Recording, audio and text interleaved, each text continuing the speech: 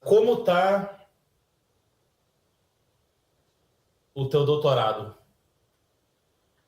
Maluco, tá indo bem, vice. Consegui já, tô no meio do segundo ano do doutorado, já publiquei um artigo que eu consigo colocar na minha tese para, assim, na norma agora a gente tem que defender com um artigo já publicado. Acho isso um pouco arrombado, né? Porque, tipo, no primeiro ano para tu conseguir defender um doutorado com um artigo já publicado, tu tem que ter submetido no primeiro ano, e no primeiro ano tu não consegue desenvolver uma coisa boa da tua pesquisa já. Assim, Foi tu o artigo consegue. que tu me mandou? Não, aquele ali é do mestrado. Ah, ok, ok. Aí meu doutorado tá indo bem, mano. Eu consegui submeter um artigo e agora eu tô numa. Como é que posso dizer? Tô numa corrida. Não é uma corrida, né? Mas tô conseguindo trabalhar com outros 3, 4 professores ao mesmo tempo. Consegui me inserir, né? Porque aparentemente eu sou um dos poucos alunos do doutorado que tá mexendo bem com estatística. Aí o pessoal tá me chamando para desenrolar umas contas, umas paradas assim. Aí tô entrando nas pesquisas da galera. Aí tô ficando meio conhecido no departamento, isso é legal. E do meu doutorado mesmo, eu consegui já, consegui fazer os 2 capítulos e agora o terceiro é que vai ser mais chato porque eu tenho que ir nas fazendas. Assim, mais chato não, né? Eu gosto de ir, gosto de andar, gosto de conversar com o pessoal das fazendas, mas mais chato no sentido de que vai ter que ter a coleta de dados, né? Aí demora, vai dar um pouco mais trabalho. É chato no sentido chato de trabalhoso, mas não que tu ache ruim. Não, de forma alguma. Eu gosto pra caralho de ir nessas fazendas de peixe bem de pera, porque a pessoa vê muita coisa, mano. Tá, é Tipo, aqui que eu quero entrar. Essa parte que eu quero entrar. Lidar com o material humano de pera das fazendas de criação de peixe. cara, assim, quem já mexeu com pecuária, já trabalhou com extensionismo rural, de qualquer natureza que seja, né? Teve que ir na roça, teve que conversar com a galera que produz. Até planta mesmo, não precisa ser necessariamente bicho, a pessoa acaba vendo um pessoal que é meio atroz. O que é que eu mais vejo, assim, do problema clássico é o quê? O cara cultiva peixe, bota o peixe lá no tanque. Peixe, tempo médio, assim, quando tu não tá numa fazenda de alta tecnologia, é 6 meses para tu tirar o ciclo, tá ligado? Para tu tirar uma tilápia com 1 quilo dentro desses tanques. O cara tira o quê? quatro Um quilo é anos. a média? Tem gente que vende com 800 gramas, com 700 gramas, mas a maioria do pessoal gosta de vender com 1 quilo, porque consegue pegar, sei lá, se com 800 gramas tu vende por R$ 10 o quilo, com 1 quilo o peixe tu consegue vender por 12, tá ligado? O peixe maior acaba sendo um pouco mais vistoso, o pessoal tem uma vontade maior de pagar por ele. Aí eles gostam de. É uma diferença considerável, tá? Uhum, é bem considerável. Eu estou fazendo censo para uma prefeitura lá, da produção deles. O pessoal que pega com 1 quilo, a rentabilidade deles é bem maior. Mas enfim, aí. Só que também passando muito de 1 quilo aí já não compensa, porque os gastos com ração ficam maior, né? Tem uma curva de crescimento do peixe, quando ele chega em 1 quilo, aí os ganhos que ele vai ter é bem mais demorados, aí vai ter muito mais gasto. Enfim, não vou entrar Então, nesse. então Não vou entrar não, nesse. mas desculpa, eu tenho que parar aqui para depois deixar fluir mais. Então, tu Uhum, vai ter um problema de curva, né? Que é tu gasta exato. muito em ração com uma diminuição. Do É, com, crescimento. uhum. Ou Uhum. seja, mais ou menos 1 quilo é o É o limite ponto que. óbvio. É o ponto Ok, máximo que vai ok, chegar da ok. produtividade, tá ligado? É o ponto de ótimo, assim, que tu vai ter de gasto e de ganho pro peso dele.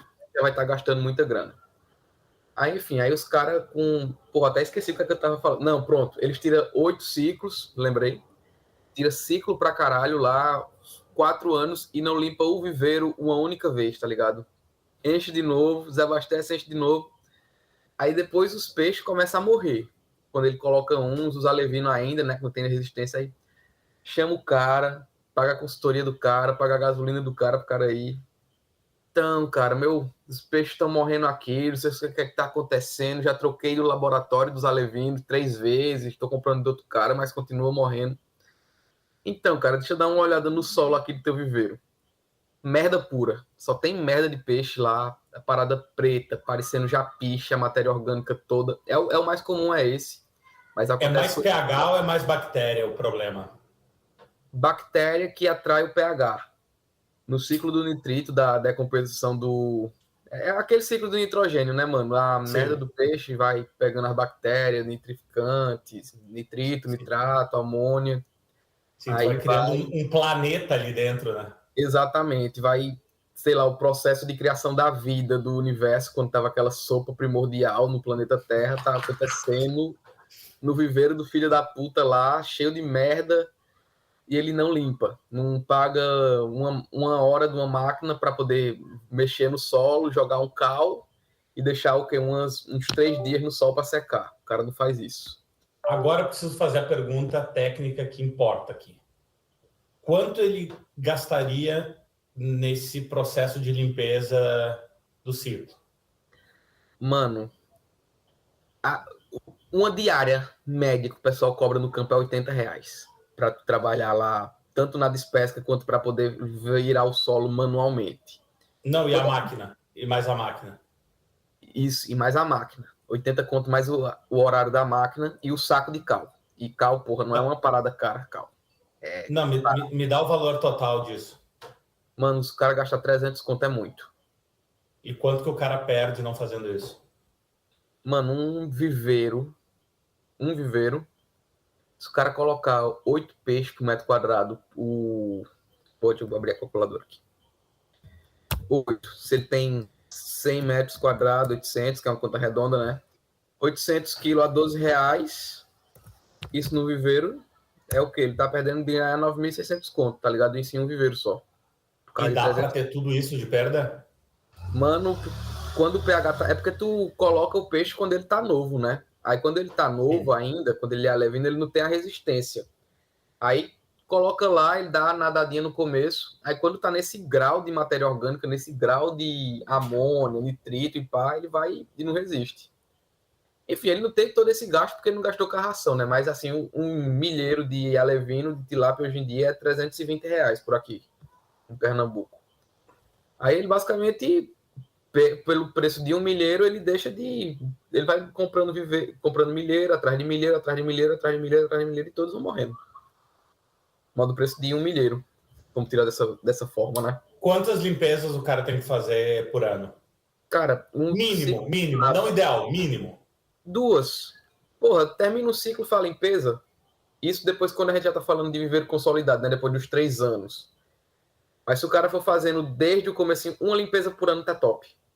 Quantos ciclos o cara faz por ano? De tilápia é 2, de camarão é 3. Vamos falar mais da tilápia e menos do camarão para a gente conseguir delimitar um tema, então. Sim, vamos embora. A tilápia, pô, é muito fácil. Se tu jogar ela numa fossa, ela, quando ela já tá no tamanhozinho bom, ela vai criar e vai engordar, né? Aí quando tu pega o alevino e joga nesse tipo de canto, dá errado. Fora Então que aqui a galera também inventa muito na alimentação, velho. O cara quer... fala sobre. Esse é um dos assuntos, porque isso aqui parece um episódio sobre peixe e já vai entrar na parte da pesca. Claro. E é um episódio sobre peixe, sobre engenharia de pesca, que é o doutorado do. E também é sobre pescaria. Mas antes de qualquer coisa, isso aqui é um episódio sobre diperas, né? Sobre seres humanos do Brasil profundo que fazem o possível para executar os processos da pior forma possível. Cara, de coisa que eu já vi. Já vi cara jogando merda de porco no viveiro Não, para pelo amor de Deus. fertilização e querendo fazer uma suplementação. Querendo fazer suplementação do peixe. Que ele viu, mano, tem muito arrombado no YouTube. No YouTube tem muita coisa útil, tu sabe. Tu sabe bem, tu Muito, nossa. mexe com coisa na roça. Tu for procurar uma coisa Muita coisa boa. umas coisas com tema Mas certo no YouTube, tu vai achar coisa muito boa. Agora, o que vai ter de enrolão, de filho da puta, de compre meu curso, também não tá na história, velho. O que é que tava acontecendo? Tá uma onda agora na criação, principalmente de camarão, mas se envolve para tilápia também, que é tu fazer uns fermentados de arroz e tal, para jogar nos tanques, porque isso meio que que é dá esse um... probiótico? É tipo probiótico, exatamente isso. Fazendo um probiótico para desenvolver umas bactérias que vai ter um boom alto delas, aí elas vão se agregando com a outra microbiota e até mesmo com as fezes do bicho, meio que faz um biofloco, que é um suplemento natural para o peixe, para o camarão que tu tá cultivando. Quando eu falo assim, a merda, não é num sentido mal, né, tá ligado? É a defecar a semente do peixe mesmo, que tá sendo arraçoado. Sim. Sim. Uhum. Aí ele vai comendo isso, daí é meio que um suplemento. Fica um flocozinho, tá ligado? De agregado de micróbios, de bactérias, de resto de ração e dessas fezes. Tá uma moda disso, é uma forma de intensificar a produção. Aí o que é que o cara tava pensando na lógica desse filho da puta da merda do porco? O porco come a comida, dentro do estômago ele tá fermentando. A merda do porco já é fermentada. Eu vou pegar esse fermentado, que é a merda do porco, e vou jogar no tanque, que é totalmente igual ao farelo de arroz fermentado probiótico, na cabeça do filho da mãe. Aí, enfim, a gente sabe, quando você... Peixe de feira, não sei como é que é por aí, mano, mas aqui no Nordeste, pelo menos em Pernambuco, não vou dizer no Nordeste também, você é arrombado. Peixe de feira, a galera bota o banco da feira, pega o peixe dessas criaçãozinhas de pera, que é o cara que, enfim, joga merda, que não limpa o tanque, que não faz parada bem feita, joga simplesmente em cima do banco, deixa as moscas, não tem gelo nem porra nenhuma, tá ligado? Tu vê o peixe, que teoricamente deveria ser fresco, sendo que ele tá mais deteriorado, mais fudido do que o peixe que já foi pescado, do que, sei lá, a corvina do Rei da Corvina, que foi pescada em outubro de 1996 e foi ficada congelada até hoje. É tipo esse nível, tá ligado? Aqui em Buenos Aires eu tenho uma prática que eu, assim, ela não costuma falhar.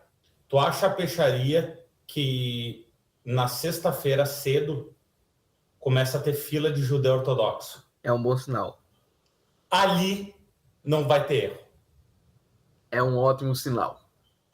Tem uma peixaria, inclusive, lá no Abasto, que o dono nem sequer é judeu. Caralho. E os judeus ortodoxos enche de ortodoxos. Porque esse cara simplesmente começou a entregar o peixe fresco e com um preço bom, o que já é o suficiente.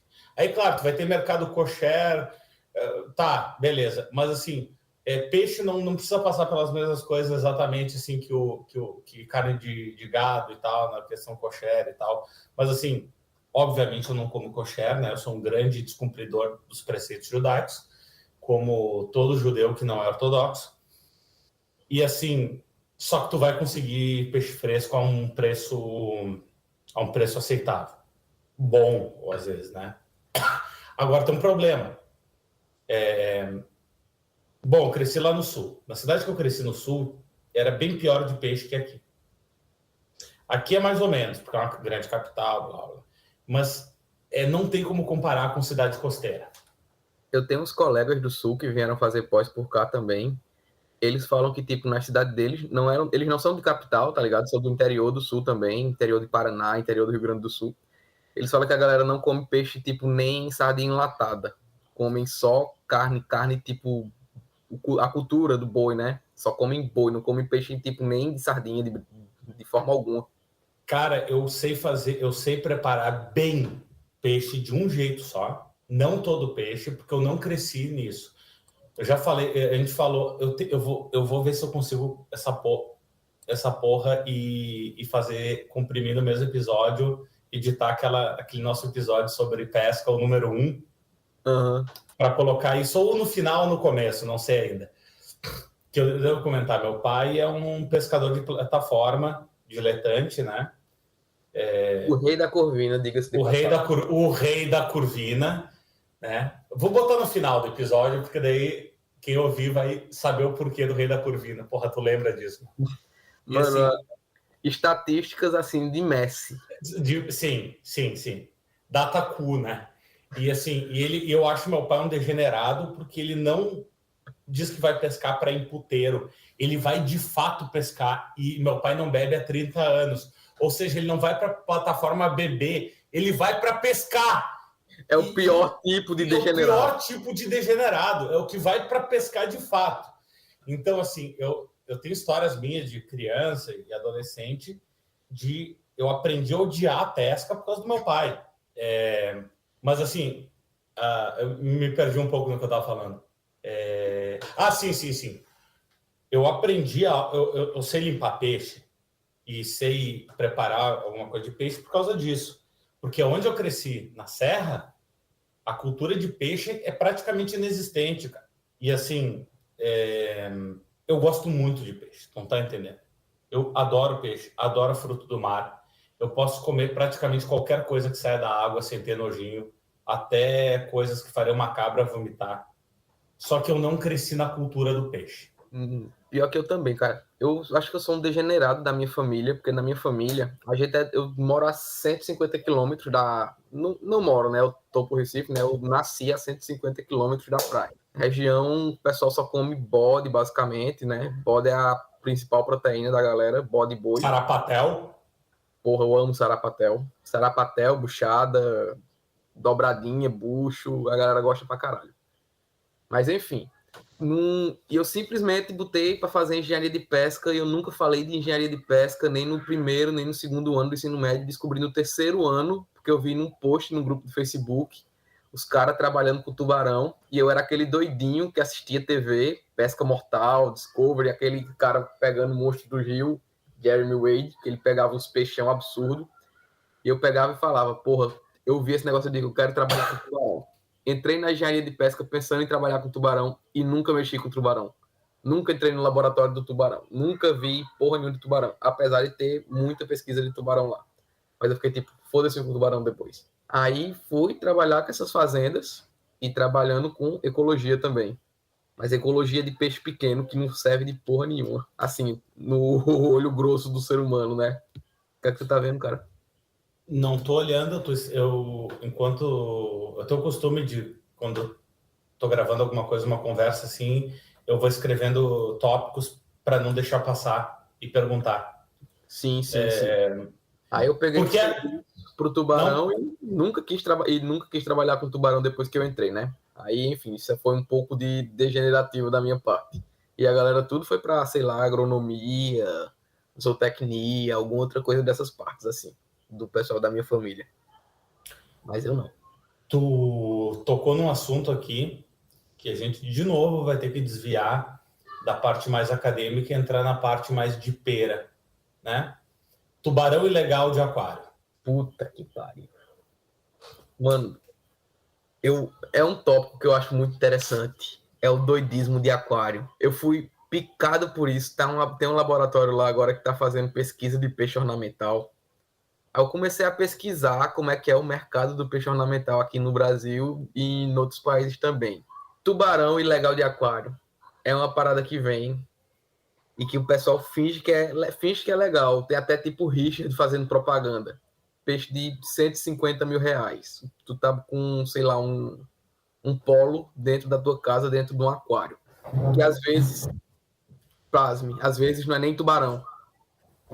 Às vezes os caras pegam, tipo, principalmente quando o pessoal fala tubarão de água doce. Tubarão de água doce é a principal mentira, mas desses tubarão de água salgada aí são tubarão mesmo, bem legal da Ásia. Shalom. Tu disse peixe de 150 mil reais? Shalom, caralho! Peixe de 150 mil reais, porra. Mas o tubarão eu até entendo, porque ele é um peixe, o que vem, ele vem da Ásia. Ele vem, tem toda uma logística fodida, é um peixe grande pra caralho. Obviamente é 3, 4 pessoas no Brasil que compram, né? O cara que tem lá uma síndrome de super vilão e quer botar um aquário com um tubarão em casa e em algum momento, quando estiver lutando contra o Homem-Aranha, ser jogado dentro do aquário e acabar morrendo, né? O cara que tem, sei lá, síndrome de super vilão mesmo. Mas o pior não é nem esses. Os piores são as aruanãs, que é os que vêm do norte do Brasil, né? Explica sobre isso, que eu não sei nada sobre isso. Cara, a aruanã, o pessoal do norte chama até de peixe macaco. Ele é um peixe que se tu for comprar na feira pra tu comer, eles comem, tá ligado? Pesquisa aí no Google. Eu acho ele feio pra caramba. Eu não acho ele bonito. Já tô abrindo aqui. Eu acho ele feio pra caramba, tá ligado? Ele é meio esquisito. Aruanã. A-R-U-A-N-A com tio no A, nesse último A. Não é grande. Não, é sim. É sim. Ele tem tamanhos grandes. É sim. Então, eu acho ele feio, tá ligado? Acho ele meio esquisitão, os olhos meio... Enfim, acho esse peixe feio, de forma geral, né? Mas, Amigo, não diga feio, diga exótico. claro, para o pessoal que é gringo mesmo, ele é exótico, né? O pessoal paga caro nesse peixe para aquário. Quanto? Agora, se tu for numa feira em Manaus ou no Pará e tu quiser comprar um aruanã, um peixe macaco, tu compra por, sei lá, 20 conto o quilo, tá ligado? R$ 20 o quilo. Porque lá é comida, tá ligado? Não tem esse valor estético, esse valor sentimental, ornamental que dá para isso daí, né? Mas enfim, eles comem esse peixe 20 conto quilo. Se tu for ver, pesquisa agora no Mercado Livre, aruanã de aquário, para tu ver o peixe que tu vai ver, o valor. Tem uns que vai para 2.000 conto, 3.000 conto, para essa faixa de preço. Tô abrindo aqui. E essa é a brasileira, que é a mais desvalorizada, tá ligado? Que é a aruanã prata. Ela é bem desvalorizada.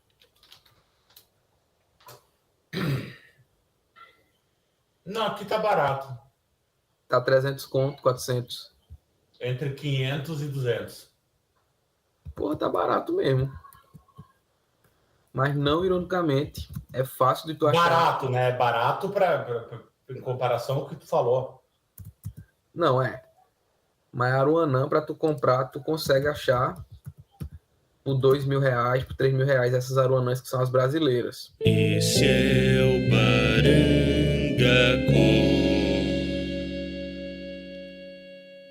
Cara, eu sou uma ameba.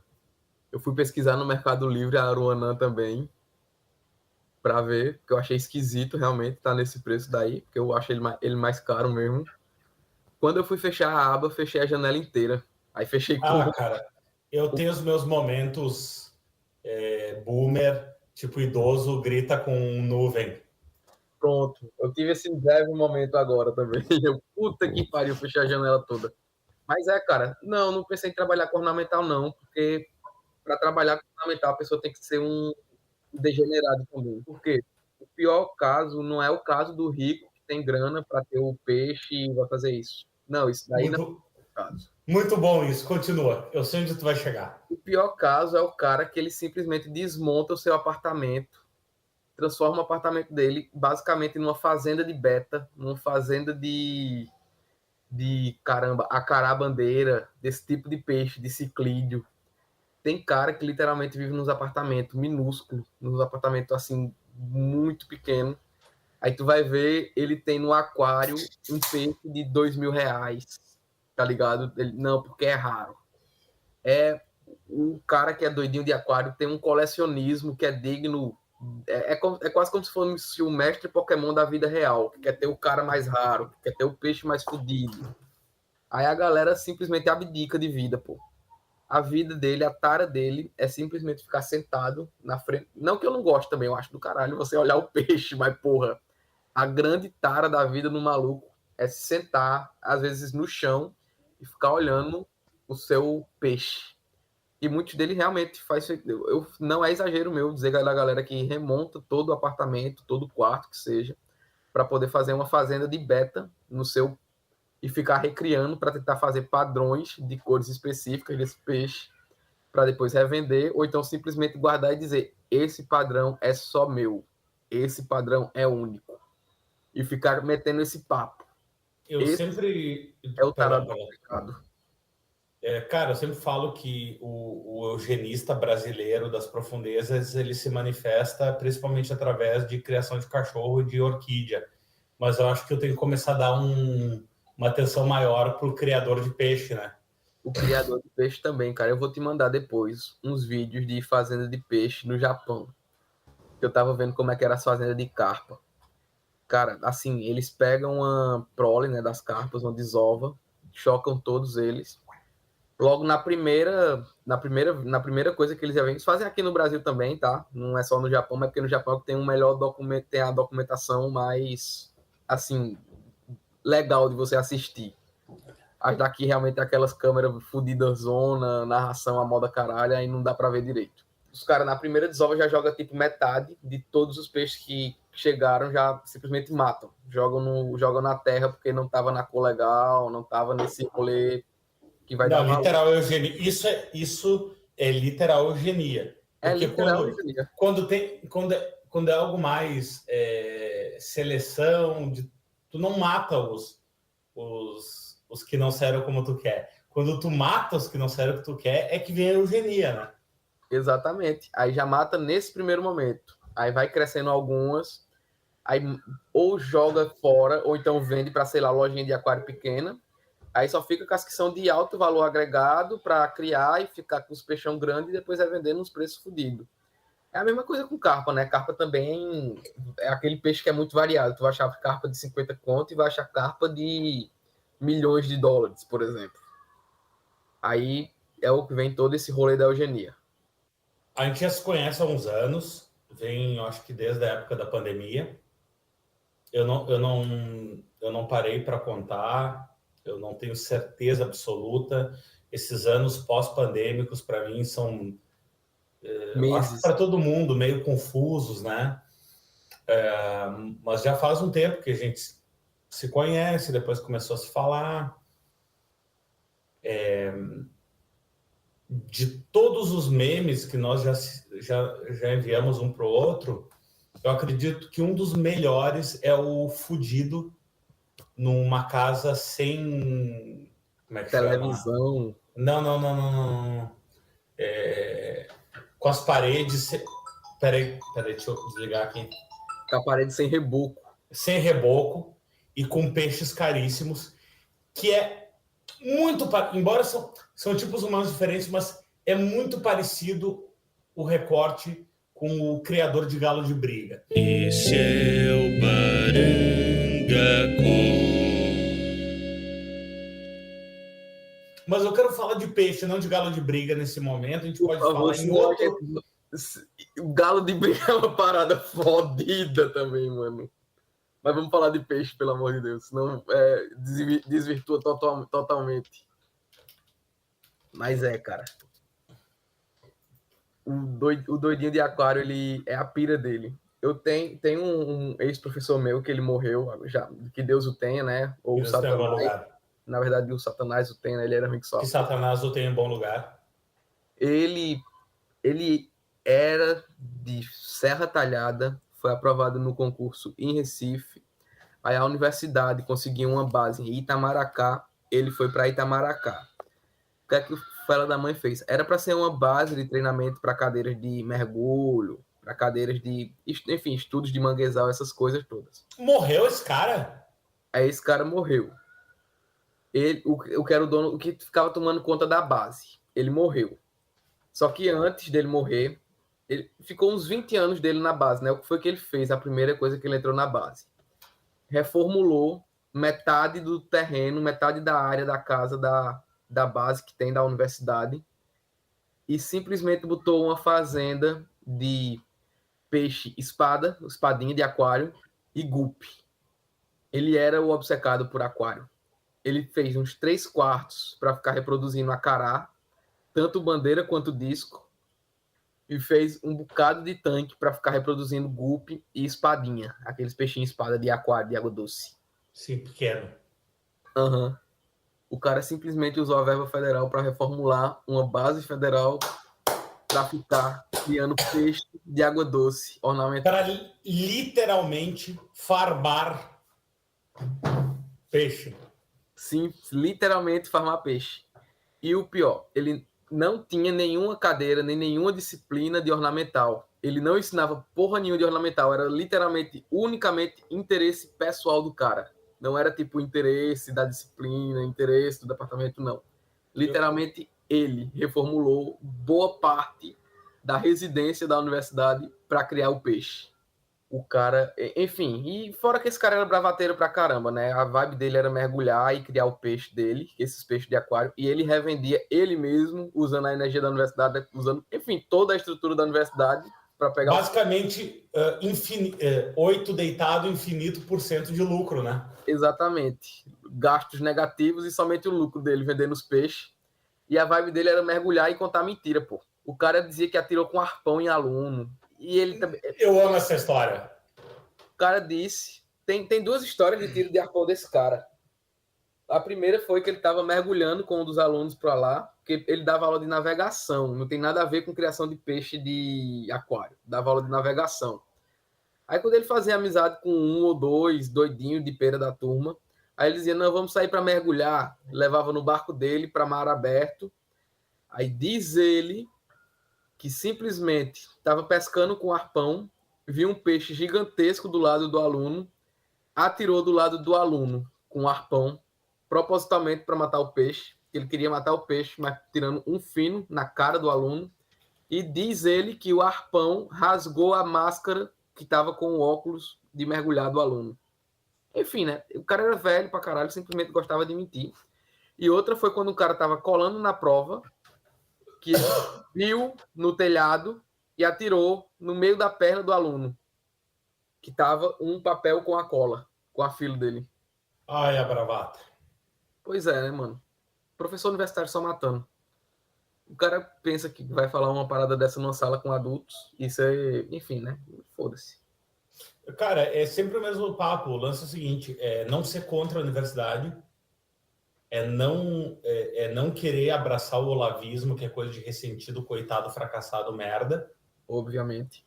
Mas saber que professor universitário, em geral, só matando. Claro. E, enfim, porra. Não, vou parar de falar do defunto. Vou parar de falar do defunto. Que Deus ou Satanás o tenha. O Satanás o tenha. E tem um cara também que... Agora, pior que tem uma galera que consegue ganhar grana com isso daí, de reprodução de peixe também, né? Tem um doidinho que ele estudava comigo, que ele começou vendendo umas betinhas, né? Começou a vender beta mesmo, faz farmzinha de beta. Largou a universidade, tá com daquelas lojas de aquarismo hoje em dia. Tá até bem o cara, tá vendendo uns peixes caros. Porque quando tu é o obcecado, que tu começa com uma lojinha dessa, tu não quer vender o ordinário, né? Tu não vai querer vender o simples, a parada normal. Tu Sim. Começa a ir atrás dos da peixes... ultra especialidade. Da ultra especialidade. Tu vai atrás do peixe mais punk que tu conseguir imaginar. Peixe asiático, peixe africano, peixe dos confins do Amazonas. Fora que parar de confins do Amazonas de peixes ornamentais, tem a cidade de Barcelos, né? Cuja economia dela basicamente gira em torno disso. Barcelos tem um documentário até no YouTube que é bem bom depois falando disso. Que é falando do peixe, que é um peixinho que tem uma bioluminescência natural. Eu não lembro agora o nome dele, porra, desse peixe.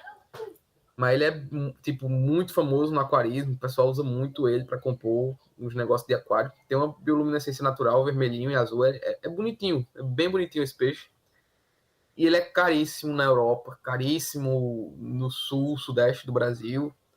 E lá o pessoal que trabalha se fudendo para ir nos igarapés, no lugar para pegar eles, vende, tipo, centenas desse peixe por o preço que seria, sei lá, no mercado final para o consumidor comprar. É um documentário muito bom falando disso. A gente vem conversando há 1 ano e pouco já. Talvez essa parte eu corte, mas talvez não. Talvez não. Talvez não. Sobre se tu me jogar mais uns 2 dados de fazenda de peixe, eu já tô quase na vibe de levar o amigo lá para o sul no verão, lá para o meu latifúndio, para a gente começar uma fazenda de peixe. A pergunta que eu faço é: o que tu acha que valeria mais a pena tentar criar lá? Camarão ou tilápia? Mano, no sul, sem dúvida alguma, tilápia. Por quê? Porque o camarão, para tu criar aí pelo sul no tempo do inverno, principalmente, tu ia precisar de uma estufa. E estufa é uma estrutura já cara. Só isso daí já fica bem mais difícil pro camarão. Pra tilápia, feito eu já tinha falado antes, tilápia, se tu jogar ela no esgoto, ela vai crescer. Ele tem uma rusticidade muito boa, cresce literalmente todo canto. Fora que o pessoal no Paraná, climatologicamente, já não é tão diferente. Assim, né? É um pouco mais quente do que o Rio Grande do Sul, imagino. No inverno um pouco, sim. Uhum. Não tem tanta diferença climatológica assim, apesar de ser um pouquinho mais quente no inverno. E eles são os maiores produtores de tilápia do Brasil. Se dá bom lá, dá bom aí, tá ligado? Qual é o mínimo de grau de temperatura ambiente que aguenta uma tilápia? Cara que aguenta pra morrer. Mano, que aguenta pra morrer é temperatura baixa, velho. Tipo, sei lá, pra... É porque temperatura ambiente no ar e na água é diferente, né, velho? Se tu jogar... Sim. Aham. A temperatura de uns... Porra... Eu não sei de temperatura mínima pra morrer, mas sei que a temperatura, a faixa ótima de crescimento pra ela crescer no potencial pleno dela, vai de tipo, sei lá, vai de 12 graus a 32 graus na água. Então, no inverno, precisaria de algo para aquecer a água? Não, ela ia ter um crescimento mais lento só. Porque, assim, Mas não ia onde precisar eu, morrer. No caso do camarão, ele morreria. onde eu tô, lá no sul, a temperatura mais baixa que eu peguei foi em 2012, 8 graus abaixo de zero. Mas foi uma vez só. O que eu costumo pegar no inverno é 1 abaixo de zero, 2 abaixo de zero. As águas lá, tipo o corpo d'água de lago, essas coisas congelam, chega a congelar. Não, não. Então fica por volta de 4 graus ainda, né? Que é a temperatura abaixo do congelamento. Quando a água fica abaixo de 4 graus, aí ela congela, basicamente. Não é tipo 0 graus mesmo. Não chega a congelar. Tem geada pra caralho, mas não congela a água. Ah, então. Tu sabe a temperatura da água, não, né? Como é que fica? Não. Enfim, a pessoa veria isso daí depois, como é que fica a temperatura da água nessa época fria. Mas acho que no geral não precisaria não de algo para aquecer a água. Pelo menos para o peixe sobreviver, não precisaria. Mas assim, ele ia crescer um pouco mais lento nesses meses. A gente estava fazendo o caminho do peixe. A gente começou na terra. Para a alimentação com galinha, que o pessoal também faz, né? Alimentação com pena, alimentação com resto de comida. O pessoal trata tilápia como se fosse lavagem. Pô, Como se fosse pouco, né? Jogando lavagem. Peraí, mas com fezes de galinha, tu fala? Eu não mandei para tu um vídeo naquele primeiro podcast, pô? Desculpa, não, eu lembro de quase tudo, mas talvez não de tudo. Mas, cara, até para utilizar fezes de galinha, deixar de galinha como Fertilizante. Como fertilizante, diferente, exatamente, diferente da defecação do boi, que tu meio que foda-se, a da galinha tu tem que curtir, cara. Exatamente. A galera já joga direto? Mano, a galera ou joga direto, ou então simplesmente bota uma estrutura. Tem umas estruturas que o pessoal constrói meio como se fosse um galinheiro acima desses tanques. Que a galinha vai cagando e a merda vai caindo direto já no tanque. É tipo como se fosse um poeiro, tá ligado? Um poleiro pra galinha. A galera já vai... já vai defecando no... Caralho, não, isso é muito forte, velho.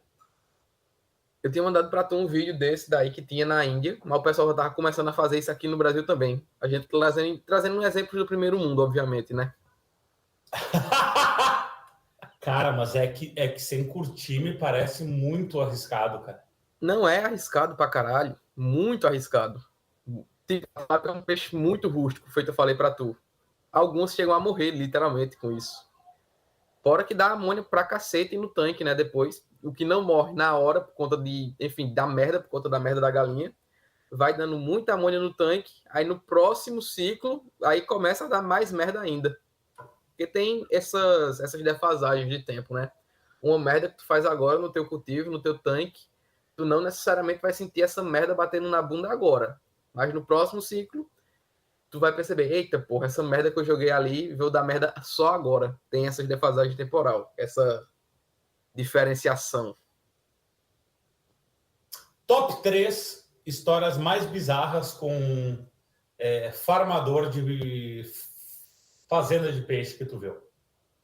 Cara, teve esse professor que realmente fez toda a modificação na estrutura de um prédio federal para criar peixe dentro lá, sem ser o propósito dele. Simplesmente isso aí eu acho isso muito bizarro. Muito, muito, muito bizarro. O cara que ele começava a alimentar os bichos do próprio, que ele também criava bode. E ele começava a jogar espinha de peixe para os bodes comer. Que isso, cara. A cabeça do peixe e as espinhas dos peixes ele jogava para os bodes também. Não dava merda isso? O bode... É porque bode pode comer tudo, né, praticamente. Para um bode comer alguma coisa da merda... Ok, ok. Mas eu achava bizarro, né? Porque tava, sei lá, a cabeça do peixe, que claramente já tava velha pra caralho, o cara jogando lá pros bodes dele. Isso aí eu também achava meio bizarro. E, porra... Mano, e teve o desse cara que parecia peixe, o viveiro dele, né? Que ele tirou 8 anos criando peixe sem nunca ter limpado o negócio. Sim, tava Ali criando petróleo. tava parecendo petróleo, tava mais sujo do que os canais da Agamenon Magalhães de Recife. Tava simplesmente uma parada muito, muito, muito preta. Tá? A parada mais preta que eu já vi na minha vida. E a galera comendo, né? Ó certo, a humildade não te fará superior a ninguém, mas pode, de fato, distinguir-te da grande maioria. Por isso venhas agruras da vida, aqueles que proclamam o impossível, que tenham uma sorte enquanto os que tornam possível, que parecia inalcançável, merecem fé.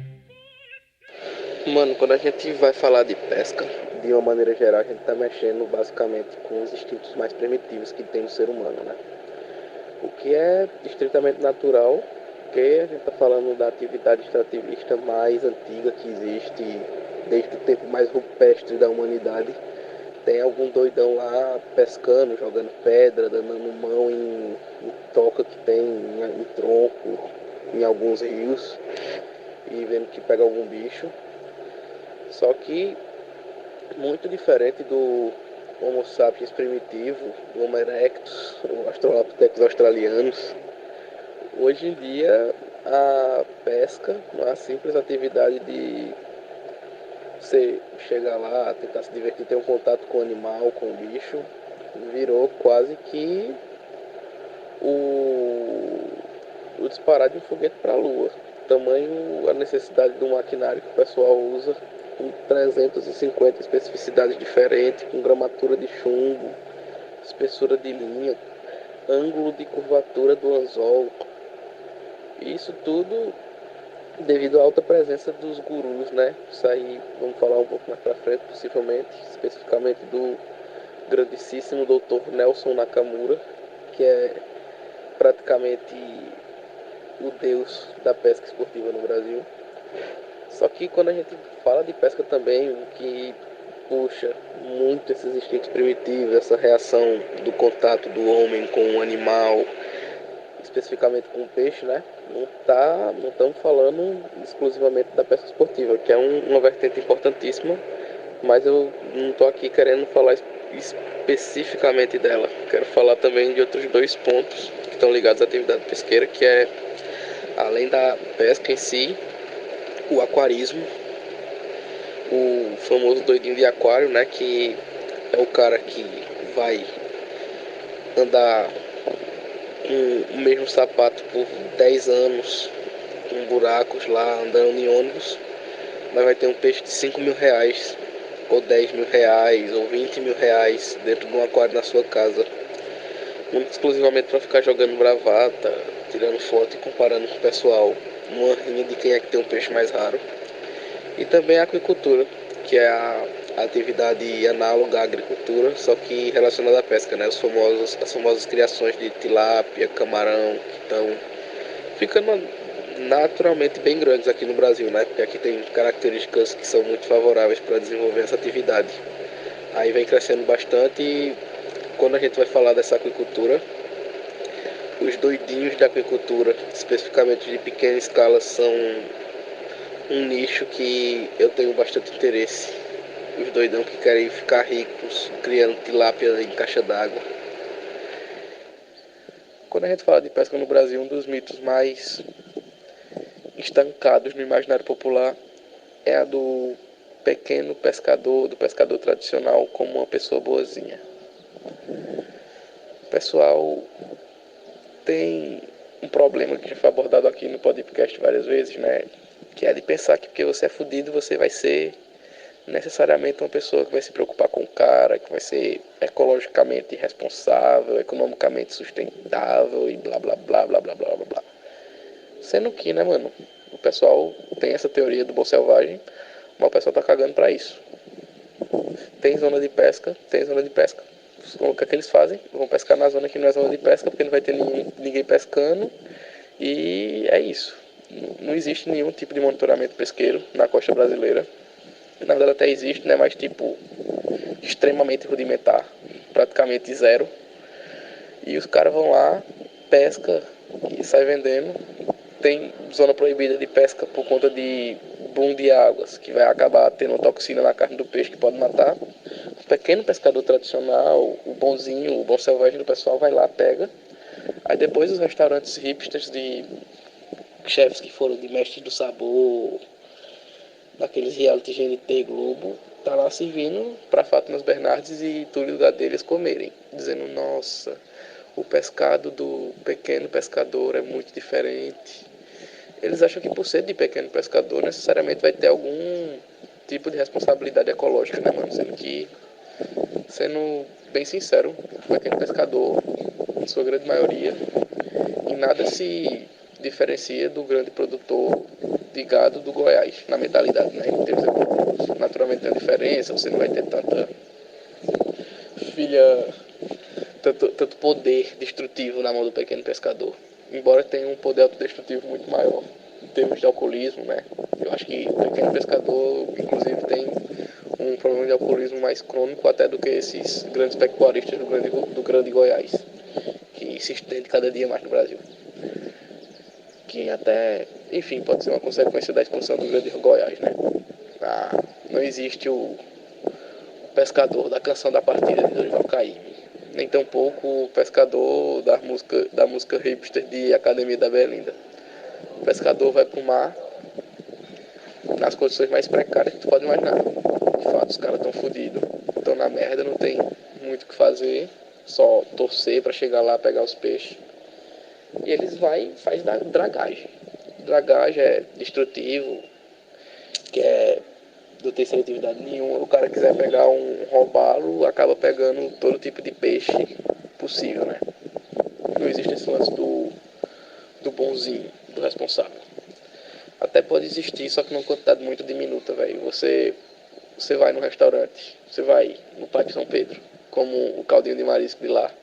Você está literalmente comendo o petróleo daquele derramamento de óleo que teve. Os caras viram as ostras, os mariscos lá, tudo melado de óleo. Simplesmente pegaram e estão vendendo até hoje. Até hoje está circulando o pescado dessa época por aqui no Recife. Simplesmente não tem como escapar. Mas enfim, todo mundo vai morrer, foda-se. Outra figura que é digna de nota é o pescador esportivo. Porque o pescador esportivo, ele nada mais, nada menos é do que o cara que usa a pescaria como pretexto para fugir da esposa, quer encher a cara de álcool, principalmente pelo centro-oeste, nos rolês de pescaria que tem pescar, encher o rabo de álcool e depois ter que fazer uma microcirurgia para tirar anzol de algum lugar que você nem seria capaz de imaginar que o anzol iria pegar, dando tiro pro alto, rolê de barco. É muita vibe de caras que tem no Gustavo Lima, no Leonardo e no Zezé de Camargo figuras que como fonte de inspiração. Mas essa não é a grande realidade, né? Boa parte dessa galera daí são os doidinhos que estão na classe média, que não vão no rolê simplesmente por beber, que não usam apenas esse pretexto, que tem de fato a paixão pela pesca. Eles têm a inspiração no Nelson Nakamura. E o Nelson Nakamura é uma figura muito emblemática. Ele de fato tem talento, sabe fazer todos os trejeitos para a isca atrair os peixes. E conhecimento biológico de fato dos caras, né? Que é uma parada rara. O pescador que de fato tem algum conhecimento biológico sobre a espécie. E se eu te dissesse que uma senhora de quase 70 anos de idade pegou o peixe do neto dela, colocou na panela e comeu? E detalhe, esse peixe custou quase 20 mil reais. Essa é uma história real. Você tá querendo pegar. Aí, ele auxiliando tudo isso com técnica, estudo, que ele, de fato, ele é nerdola, muito estudioso sobre isso. O cara vai e faz as coisas. Aí, qual que é o rolê? Doidão vê o Nelson Nakamura fazendo arremessos distintos, chamarizes da isca com tempos variados para poder atrair um tucunaré, um pirarucu, sei lá qual peixe que ele está querendo pegar lá pelo lado do Amazonas. E tentar aplicar a mesma técnica dentro de um barreiro, de uma barragem ou de algum pesca que pague. E a parada simplesmente não funciona, velho, porque os bichos de pesca que paga é totalmente diferente do que é um bicho natural, né? Os caras já vão ter, ele já tem um certo costume, não vai ser atraído por isso dali. Fora o rolê de o cara pegar e dizer, não, eu peguei esse bicho daqui, eu vou devolvê-lo pra água, só quero contemplar o peixe, só quero ver o peixe, ter a luta do peixe, quer viver a ficção de Hemingway, né, o velho e o mar. O cara não quer viver o velho e o mar, velho. Tá ligado a foto que teu pai, que o Deep mesmo falou pra mim já nas conversas, do pai dele postando uma foto com um peixão e simplesmente falando, esse aqui voltou pra água. O peixe não volta pra água, porra. O peixe vai ser comido, independente de qual que seja o peixe. Principalmente se for um peixe ameaçado de extinção. Os caras parece que ele tem alguma atração, alguma voracidade maior pra pegar pra ter esse rolê do proibido. Não tem muito o que ser feito. O cara simplesmente vai pra lá que quer comer o peixe. Não existe fora da TV o cara que vai pescar, pesca uma pirarara. Mas no caso da pirarara desses grandes bagre aí é porque o cara de fato é filho da puta. Porque esses bagre aí tem um gosto de terra do caralho. E simplesmente não aí falei em um segundo da parte mais essencial, que envolve toda a mística da pesca, do pescador e tudo mais, né? Que é a famosa história de pescador, a famosa mentiragem. O pescador, além de trabalhar na realidade mais fodida que tu pode imaginar e toda a problemática envolvida, né? O cara, acima mesmo de ser um profissional, de ser um trabalhador mesmo, acima de tudo, ele é um ficcionista. Ele tem um prazer por mentir assim, velho, que não é todo tio de boteco que diz que, todo beiro que diz que fez homenagem com gêmeas ruivas ou coisa desse gênero, não é todo beiro que tem essa praxe de mentir feito os caras. Os caras vai e diz que pegou tilápia de 20 quilos, sei que tilápia biologicamente não chega em 20 quilos, obviamente. Inventa tudo que tu pode imaginar. A maior de todas as mentiras sempre é a clássica: eu peguei esse peixe aqui e devolvi pra água. Essa é a mais clássica de todas as mentiras, mas dessas histórias, uma que eu gosto de lembrar sempre é do professor que eu tive na graduação. Era professor de navegação, já no final do curso. O trabalho que ele faz, ele não faz as aulas normais, ele negocia com todos os professores, a gente fica as 2 semanas iniciais do começo do período, direto, só tendo aula dele, lá numa casa em Itamaracá. Aí ele vai contando todos os maiores absurdos que tu pode imaginar de mentira. O nome dele é simplesmente, ele atende pela alcunha de Ricardo blá blá blá, ou Ricardo Mentirinha. O cara, ele agora já é um velho, bem acabado, problema na perna, problema no coração e todo problema de saúde que você pode adquirir estando velho. Mas ele, quando era mais novo, ele era o pescador de arpão. Fazia aquelas pescas submersas, ficava indo pra baixo do oceano com aquelas pistolas de arpão, pegava garopa no tempo que podia pegar garopa. Garopa não tem isso. Aí eu já tô começando a mentir. Ficava pegando peixe por lá. E simplesmente disse que uma vez ele levou um aluno para pescar com ele. E o aluno tinha filado na prova dele. Ele disse que viu o aluno filando na prova e simplesmente levou o aluno para pescar com o arpão e atirou com o arpão na direção do aluno intencionalmente. E segundo ele, o tiro não pegou no aluno porque ele não mirou para pegar no aluno, mirou para tirar um raspão. Pegou na borracha que fica segurando a máscara do mergulho do lado da cabeça dele e simplesmente estourou a borracha da máscara desse tiro do arpão. O cara ficou com... O negócio começou a sair, ficou cheio de água nos olhos. Ele pegou o aluno, levou lá pra cima. E quando o aluno tava pensando que ia morrer, ainda tava respirando, porque ele tava com o oxigênio na boca, né? Não é na máscara.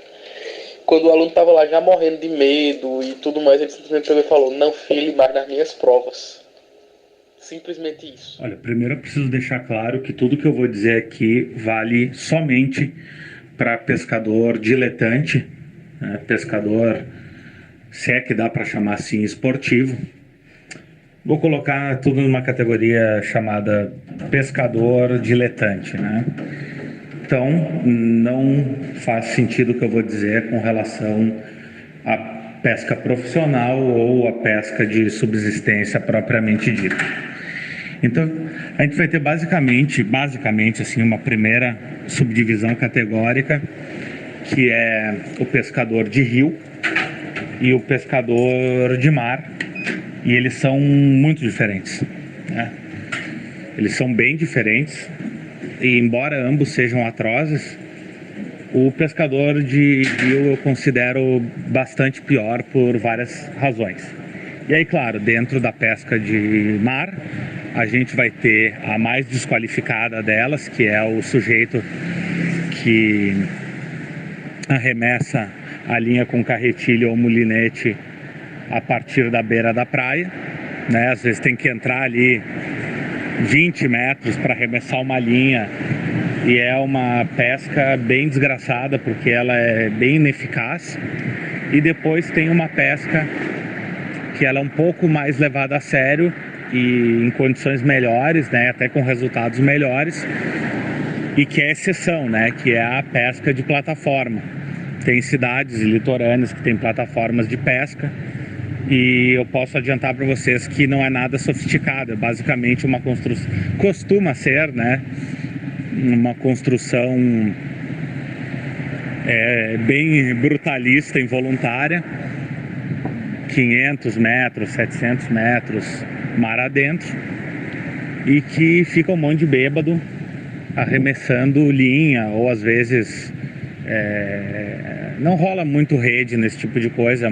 Rede pertence muito mais à pesca profissional ou à pesca de rio, né? Bom, a gente já definiu aí duas categorias de pesca marítima, diletante, sempre deixando claro, né? E depois a pesca diletante de rio, a gente vai ter basicamente os caras que levam isso mais a sério, que é a galera que viaja, né, para lugares tipo, dentro do contexto brasileiro, isso, claro, né? Muito pro sul da Argentina ou pro Pantanal. E aí a galera que pesca em barco e gasta uma grana, né? Um esporte, digamos, né? Chamado de esporte, relativamente caro, às vezes bem caro. E aí depois a gente tem, assim, a categoria de pesca, para mim, que é a mais desqualificada de todas, assim, é a mais desgraçada também, que é a do pescadorzinho de beira de rio, né? Incrivelmente, esse costuma praticar a maior quantidade de crimes ambientais e atitudes nocivas com relação ao meio ambiente, né? Porque se é verdade que geralmente quanto mais orçamento a pessoa tem, mais potencial ela tem de causar desgraça, aqui não é o que acontece. Em primeiro lugar, porque o público disso aí, ele é bem mais de pera. E em segundo lugar, porque o quórum é incomparavelmente maior do que a soma de todos os outros junto, né? E eu acredito ser inevitável fazer uma certa comparação do pescador diletante com o ciclista da firma, né? Não importa a categoria que esteja, tem bastante coisa em comum, embora logicamente vários aspectos vão caindo em diferentes categorias da pesca, né? O que se encontra tudo numa pessoa só, digamos, para ser bem simplificador. Aliás, qualquer coisa, tem um episódio sobre ciclismo de firma também, que a gente gravou tem mais ou menos um ano. E aqui é o seguinte, o pescador de plataforma e o pescador de embarcação em rio, ele vai ter todo o aspecto da aquisição de material, de equipamento, né? Então, é um maluco que esse tipo de pescador, ele tem uma certa paixão, ele tem uma certa obsessão, o que não torna ele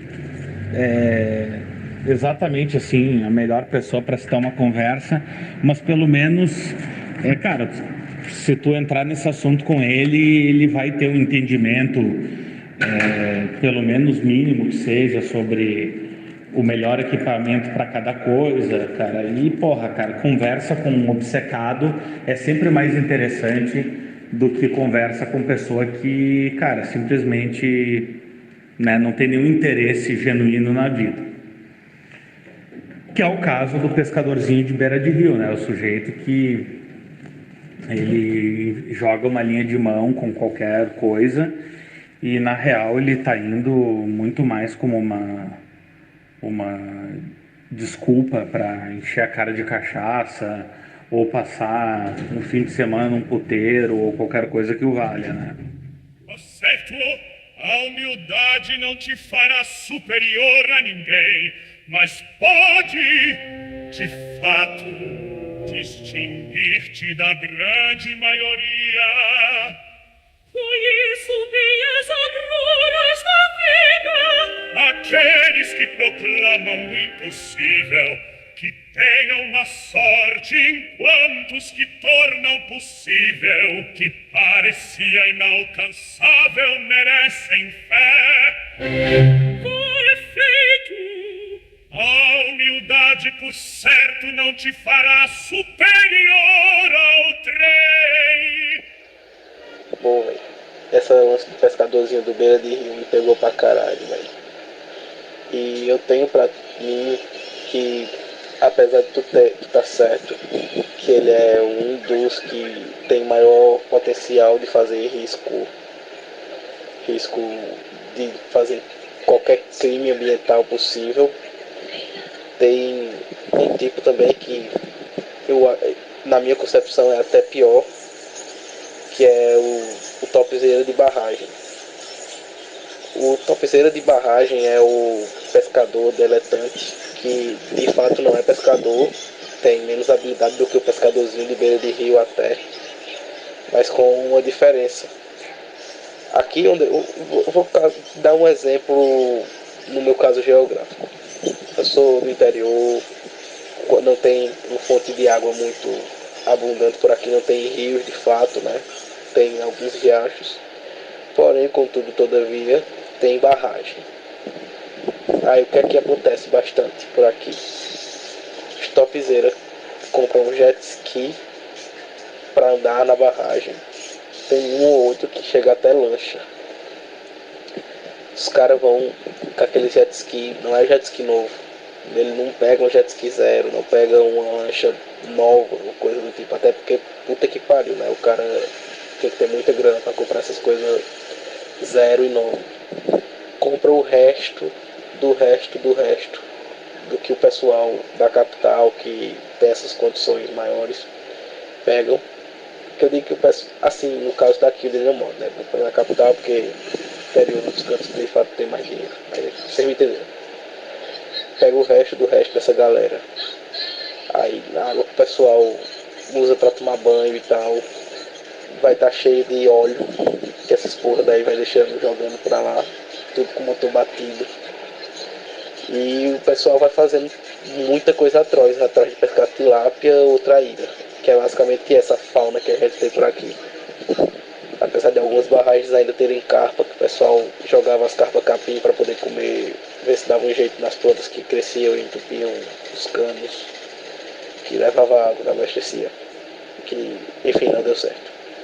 O pessoal vai fazendo todo esse rolê daí de derramando óleo indiretamente nas barragens, mijo, cachaça pura, tudo isso para poder pegar uma tilápia que já tá gorda de tanto comer merda que o pessoal joga por ali, que os moleques cagam quando vai tomar banho dentro da água e simplesmente come.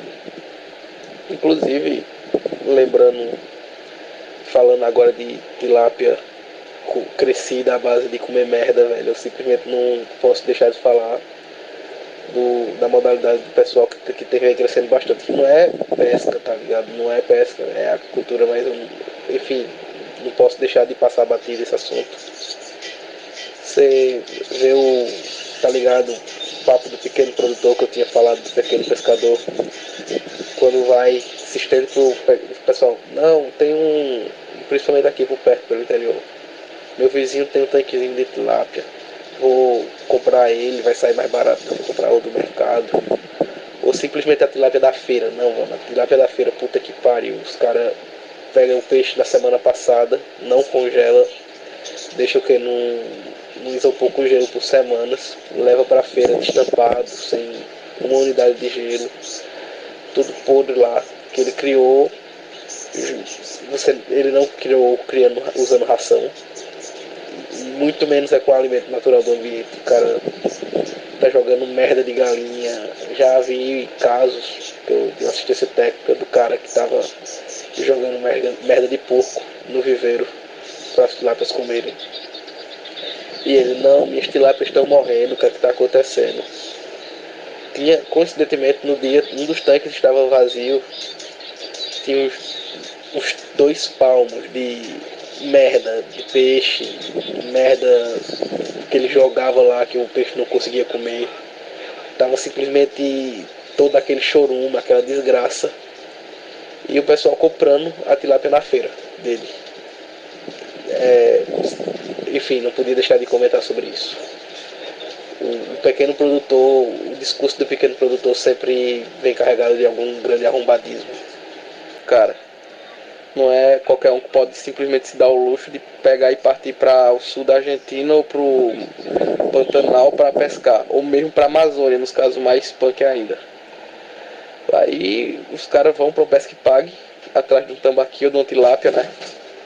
Para poder ter o primeiro contato com a pesca. Isso aí, o cachorro assustado aqui, Kiara. Aí o cara vai no Pesque Pague para ter esse primeiro contato. É extremamente válido para você ter o primeiro contato. Mas não tô falando dessa galera, tô falando do doidão que é assíduo mesmo, o obcecado no Pesque Pague, que compra o equipamento para ir no Pesque Pague, não por falta de dinheiro, mas por alguma certa obsessão. Porque ele vai e fala, o peixe do Pesque Pague é treinado. Se eu pegar o peixe do Pesque Pague, eu vou ser um puta pescador. Eu pegando esse peixe daqui, eu pegaria um pirarucu de 2 metros. O cara que fica obcecado em querer pegar os tambaqui e as tilápia do tanque de Pesque Pague. Esse cara daí pra mim é o divisor de águas, mano.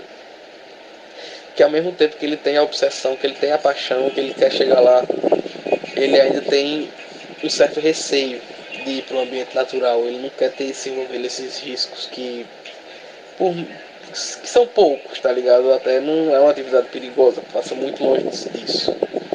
Mas que ele quer ter essa segurança. É o jogador de futebol que só gosta de jogar em casa. É uma figura que merece ser comentada. Bom, meu amigo, sabe que meu latifúndio lá fica numa zona de preservação ambiental,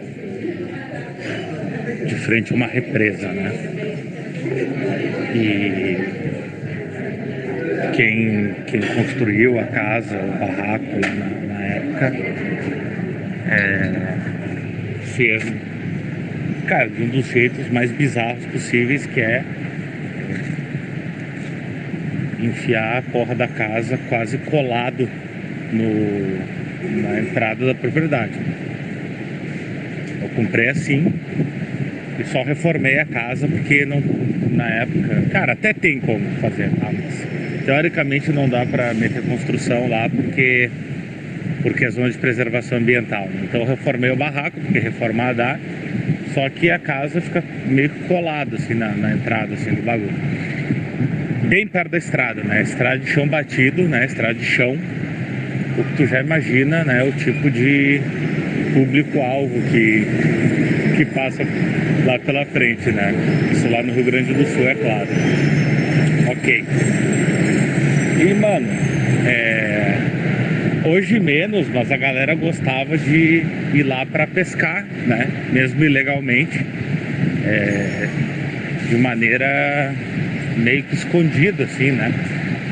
E não preciso dizer deixar a maior quantidade de lixo possível, né? Que é um sinal patognomônico de pescadorzinho de firma, merda de beira de rio, né? Beleza.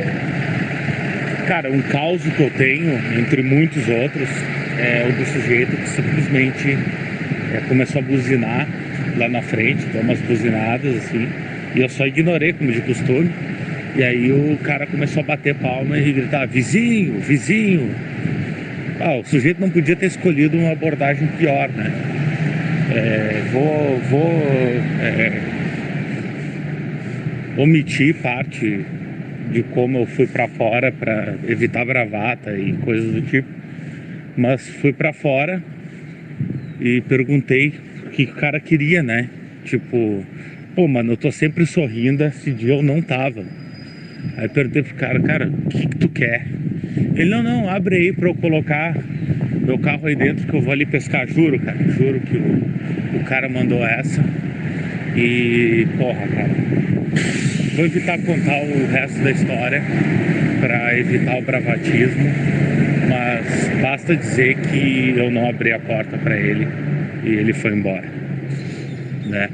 Então esse tipo de personalidade que aparecia por lá, e embora esse tenha sido o caso mais extremo e grotesco de pedidos, digamos assim, para deixar o carro lá dentro para ir pescar ilegalmente ali na frente, não foi o único.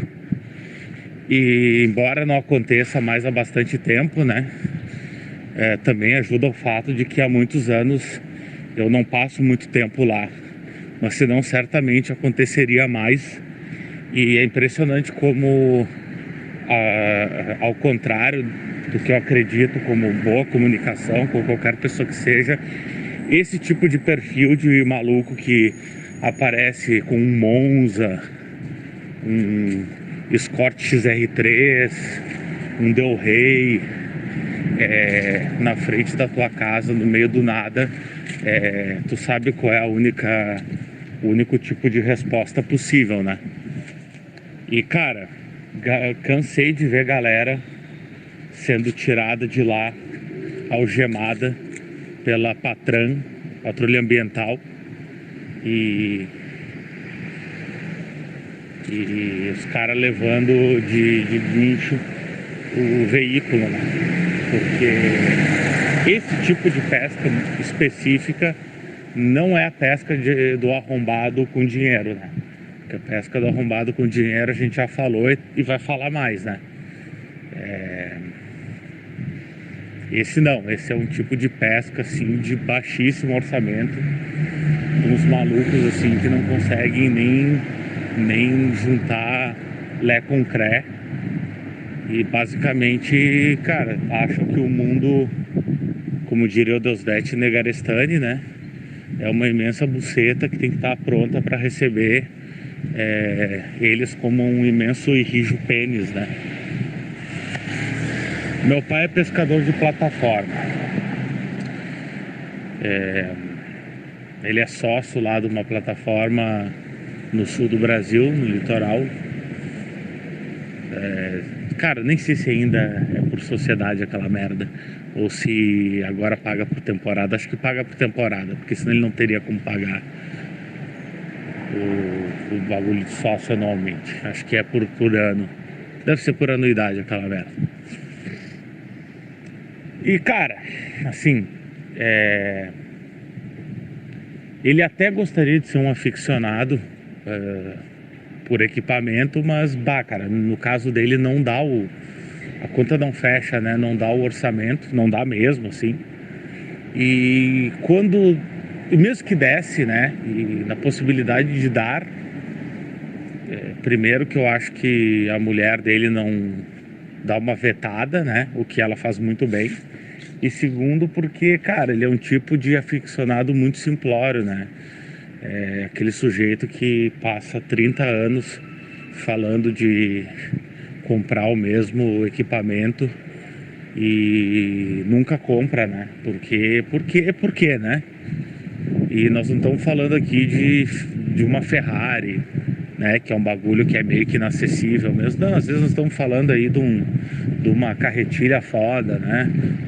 De uma vara boa. E, porra, cara, nem na época lá do pós-lulismo, com crédito e parcelamentos infinitos, assim, ele não comprou, não vai comprar mais, né? Mas a questão aqui é que ele pesca em plataforma, né? Então,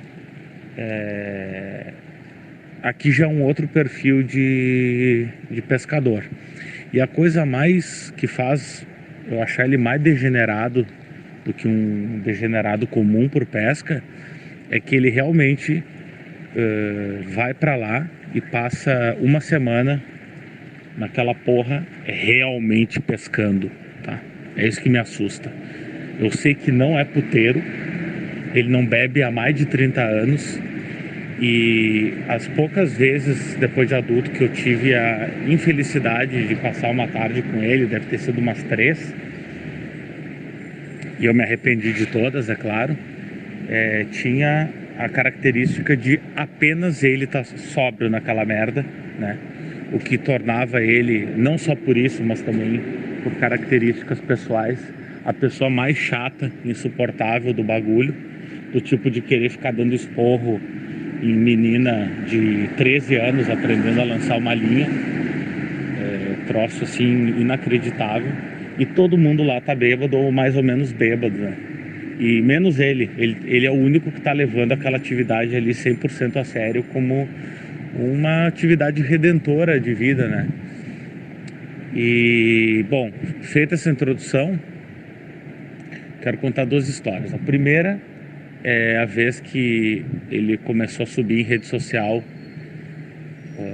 uma quantidade absurda de cação martelo, peixe obviamente ilegal de ser retirado da água, e né, com os cações, sempre com um cação ou 2 ali, né, escrevendo embaixo data, né, local, na estética totalmente boomer, cação martelo, esse voltou pra água, hehe. Eu olhei aquilo e falei, não, isso aí não voltou pra água nem fudendo, irmão. Aí uns meses depois que eu falei com ele, aqueles cação martelo lá não voltaram pra água, né? Não voltaram pra água, né? Não voltaram, claro que não voltaram pra água, né, Vinícius Felipe? Mas aí é o seguinte, tu cumprir a lei não é uma opção, né? Tu pescar o troço, ficar de boca calada e levar o peixe pra casa também não é uma opção, né? Porque o que adianta pro pescador pescar se não puder mostrar que pescou, né? Não existe isso, né? Não existe esse caso, principalmente pescador de plataforma e pescador de viagem, né, que se leva mais a sério. E o outro foi quando ele me lançou uma das melhores, assim, que eu já escutei. Fui fazer uma chamada de vídeo com ele depois de meses, e aí ele, sabe que eu sou considerado o rei da curvina lá da plataforma, né? Aí eu, cara, primeiro, quem é que te deu esse título? Não, eu já pesquei mais de 100 curvinas, foram 103. E eu, não, peraí, tu tá contando as curvinas? Ele, não, mais ou menos assim, eu fiz o cálculo ali, mais ou menos por cima, assim, até contando por baixo, desde que eu me associei na plataforma, né? Eu já tinha pescado mais de 100 curvinas, e aí agora, depois que eu contei as 100, eu pesquei mais 3. Então, basicamente, ele contar mesmo, assim, ele contou 3 curvinas, né? E as outras 100 ele mais ou menos calculou por alto, o que é mais ou menos a contagem de gols do Túlio Maravilha, né? Cara, é absolutamente impossível tu passar 6, 8, às vezes 10 horas numa plataforma de pesca sóbrio. É completamente impossível. E eu considero preocupante uma degeneração, o sujeito passar às vezes 14 horas por dia tomando Coca-Cola e jogando linha na água.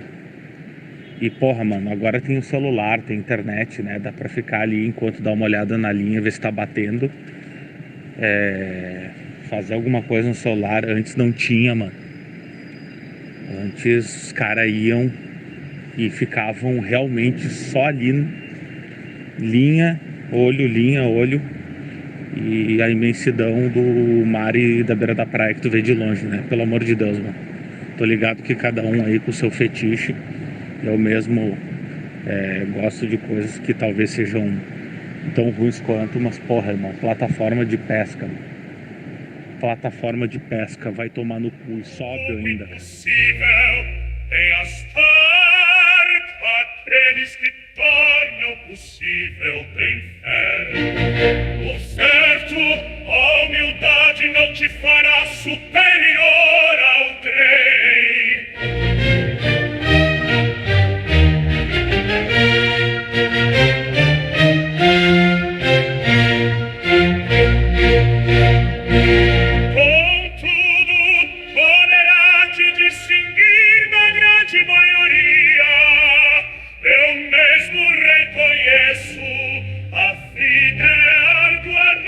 Só para dar um pequeno contexto, esse arquipélago de São Pedro e São Paulo é uma zona de preservação, tá ligado? Você simplesmente não pode capturar nada lá.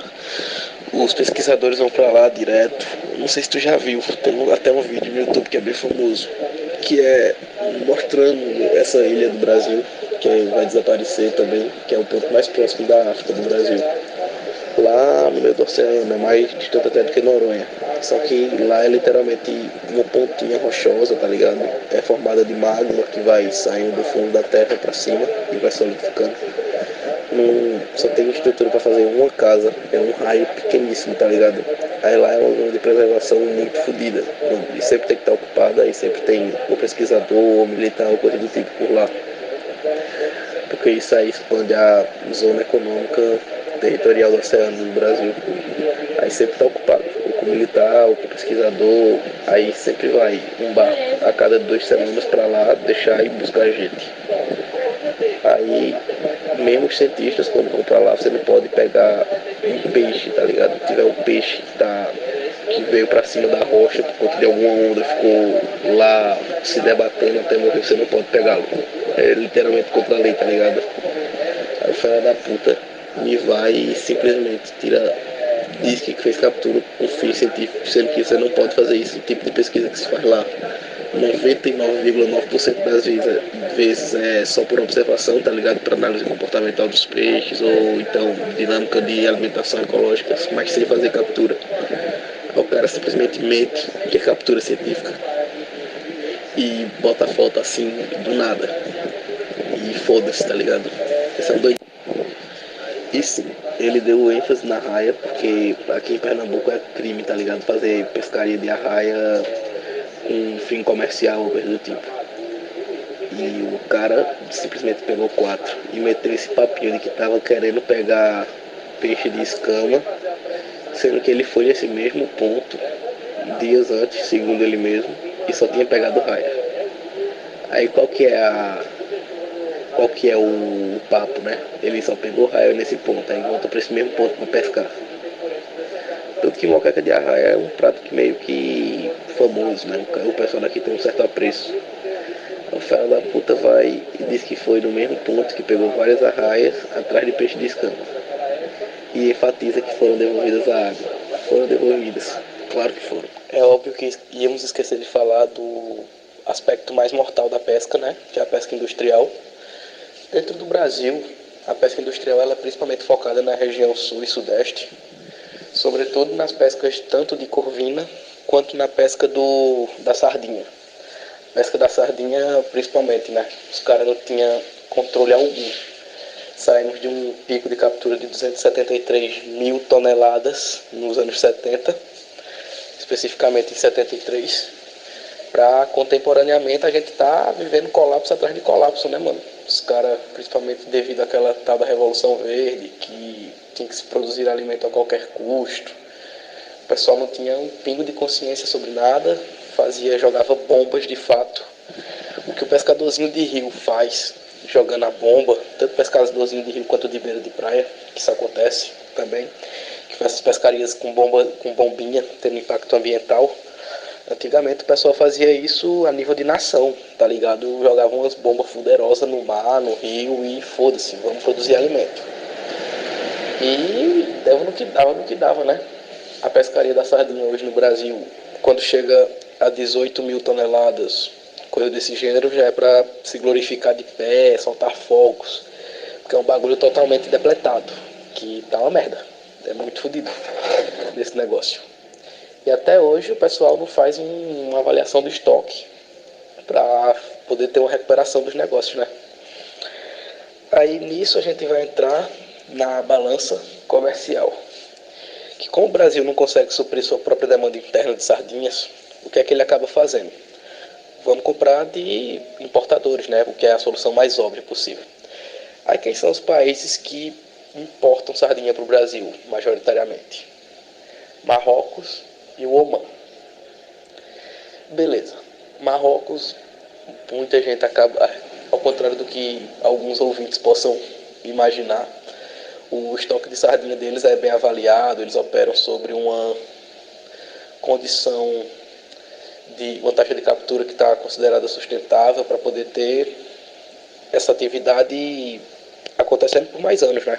Que é natural quando a gente vai falar de atividade pesqueira. O pessoal, quando fala de sustentabilidade, não está falando de que não vai ter impacto ambiental, de que é uma coisa limpinha, amiga do meio ambiente. Não, quer dizer que está botando o pé no freio um pouquinho para conseguir fazer com que essa atividade perpetue por muito tempo, ou seja, se sustente, seja uma atividade que vá podendo se repetir, seja sustentável nesse sentido. O sustentável no sentido ecológico, que muita gente pensa é uma pura utopia. Quando a gente está falando de qualquer tipo de atividade que seja para produzir alimento ou atividade extrativista no geral. Aí no Marrocos, eles ainda têm esse cuidado de botar o pé no freio. Mas quando a gente vai falar do Omã, o Omã desde os anos 70, esse vídeo aí que eu mandei de cima, o Midwater Trawl, que eu te mandei deep, é como que é feita a pesca da sardinha, né? Desses pelágicos pequenos, em geral. E o que é o mais para baixo, que é o Bottom Trawl, são os que pescam peixes demersais, que é tipo cioba, corvina e camarões de forma geral. Quando a gente vai para a pesca de camarão, véio, é destruição, mesmo nos países que se dizem desenvolvidos, ecologicamente corretos, como Noruega, Espanha, etc. Que é o nome popular, né? Indian Oil Sardine, que é aqueles pescam. Não sei como é que seria em português, eu simplesmente traduzi. Os caras vai pescando e pescando cada vez mais acima do nível sustentável e uma hora ou outra vai dar merda, né? Aí quando der merda, mesmo a gente pegando bastante do Marrocos, a grande maioria é do Omã, porque o preço de lá é muito mais barato. É a sardinha mais barata do mundo, basicamente. Os que vêm para as indústrias de enlatamento. Aí o que é que rola?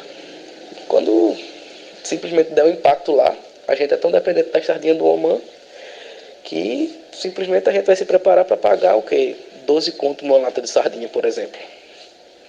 Aí, 12 conto numa taxa de inflação de hoje, né? For mais para frente, daqui a alguns anos, aí seria 20, enfim. E o pessoal, quando vai fazer importação de frutos do mar, a última coisa que pensa é como é que está o rolê dos estoques, a avaliação ambiental dos bens nesses lugares, né? Aí, enfim, a gente tenta... É o que acontece bastante nos países desenvolvidos, meio que uma espécie de colonialismo a nível de mar. Estamos protegendo meus estoques, mas desse país fudido aí que se for dos estoques. Poxa, um assunto que seria legal falar sobre a superlotação de tanques de criação, né, de peixe, bem como as versões aquáticas das modas de criação de animais do Brasil, né? As versões de piscicultura ou então de outros tipos de peixe ornamental, não exatamente de aquário. Enfim, acabam sendo aquários gigantes, né? Estilo aquele golpe do avestruz de uns anos atrás, que entre os famosos que caíram, o nosso querido Carlos Massa, vulgo Ratinho. Então, mano, com relação à aquicultura de forma geral. Bom, a aquicultura já tem um bom tempo, né, que é a atividade de produção de alimento que vem tendo maior crescimento proporcional conforme vai passando os anos, né? Ano após ano, vem tendo mais crescimento que a agricultura, que a pecuária, que, enfim, a avicultura, etc. E vem movimentando vem tendo uma representação econômica muito relevante, sendo a atividade de produção de animal que tem a maior participação monetária ao redor do mundo todo. Não só no Brasil, a gente ainda está meio que iniciando, né? A gente vai tendo crescimento na atividade desde os anos 80, porém de uma maneira bem rudimentar, ainda rudimentar, mas as primeiras tentativas de ter de fato uma atividade mais industrial propriamente dita são relativamente recentes, como as fazendas de camarão de porte gigantescos lá pelo Rio Grande do Norte e as pisciculturas no Paraná. Ela é diferente de, enfim, como ela está tendo uma notoriedade maior agora, muita gente acaba meio que classificando isso como atividade da moda. Aí, o que é que diferencia um pouco essa atividade de outras atividades de cultivo que tiveram na moda, né? Feito o cultivo de avestruz e mesmo o cultivo de porquinho da Índia, que não sei se tu chegou a pegar aí pelo sul, mas teve um tempo que tinha uma galera por aqui que dizia que o cultivo do futuro era cultivar porquinho da Índia, que o pessoal ia comer porquinho da Índia, enfim. A diferença maior é que, de fato, o Brasil, o país da gente, tem uma condição muito boa de produzir isso daí e a gente não tem nenhum entrave ético ou moral para consumir esses peixes, né?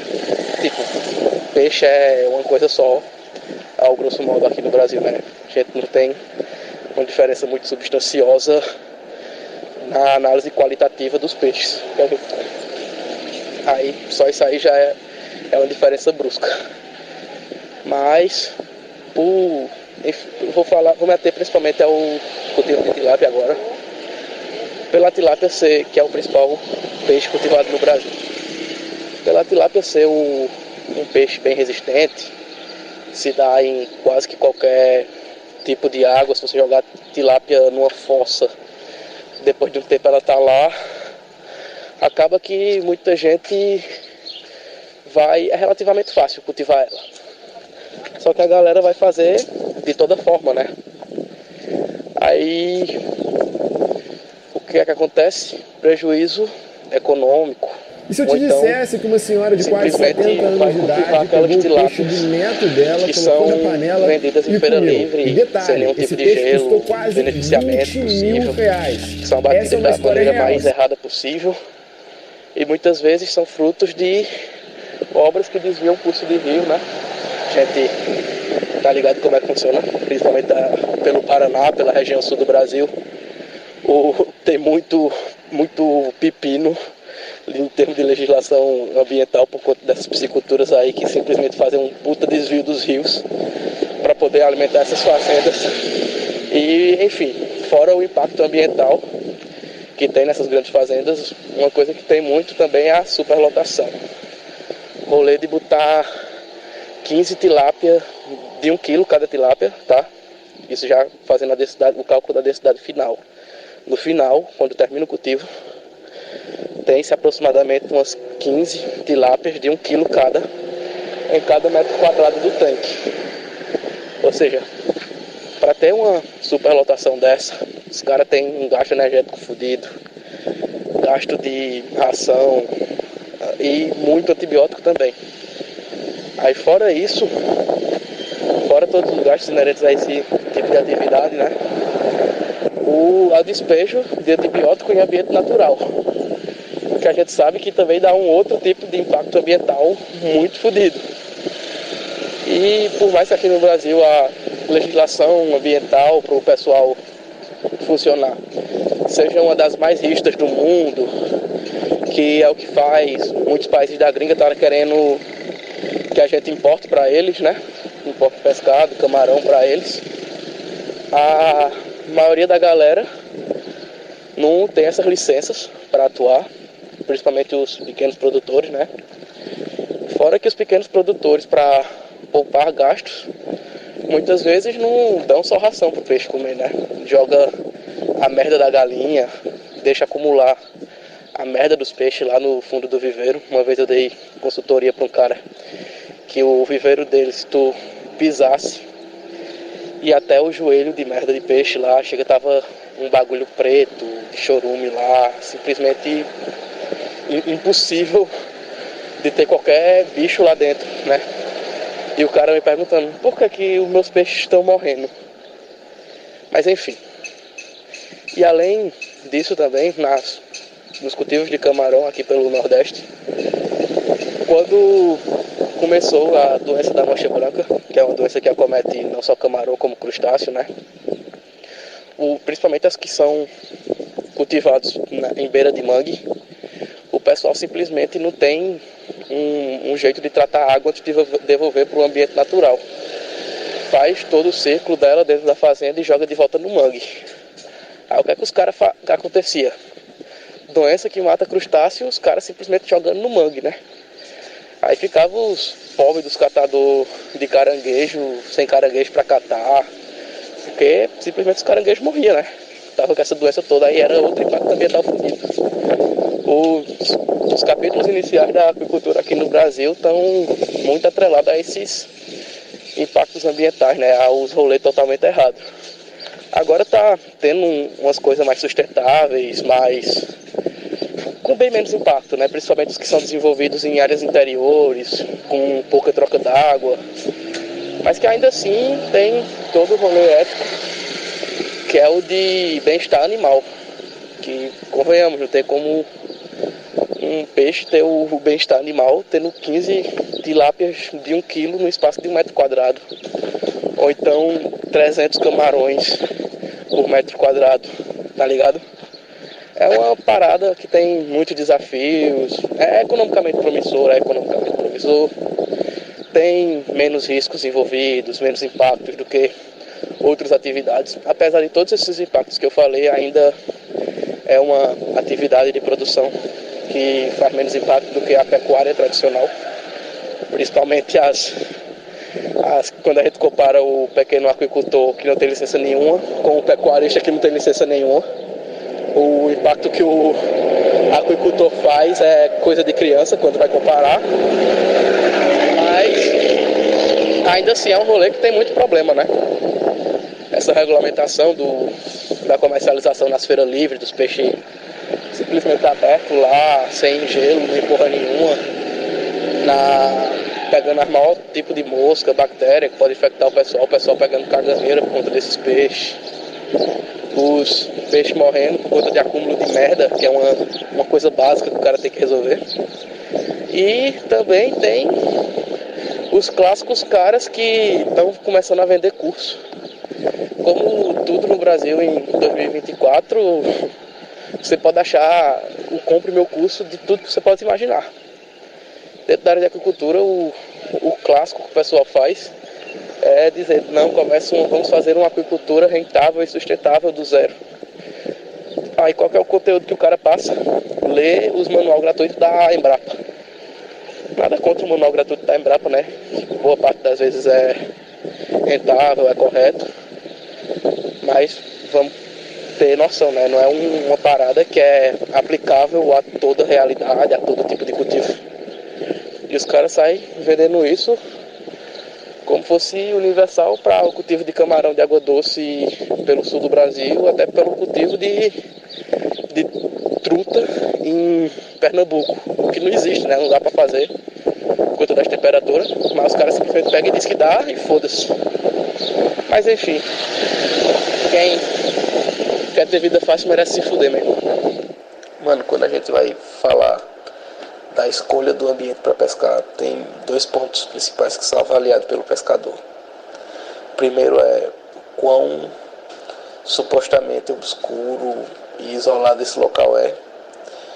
E o segundo é o primeiro repetido. Ele só pensa nisso, em querer buscar os locais mais isolados e mais longínquos para tentar pescar. Isso no caso dos caras que de fato são os pescadores doidinhos de bairro mesmo, né? Não é o cara que quer beber, que quer fazer todo esse rolê mais playboy. Já vi cara, velho, que trouxe kit de pesca pra pescar aqui pela universidade.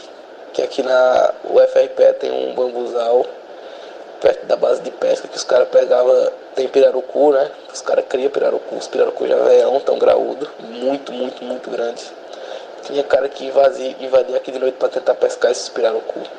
E teve cara que foi pra esse bambuzal. Nesse bambuzal tem um lago, né? Pra pescar. E o cara simplesmente pescou um jacaré. Não pescou, né? Você me entende, né? Foi botado pra correr por causa do jacaré. Ia dar uma merda federal, literalmente, velho. E os caras são desse nível pra pior, velho. Vão buscando os picos mais esquisitos que tu pode imaginar. Dizendo, não, lá é tranquilo, lá tem muito... sei lá, lá tem muito peixe.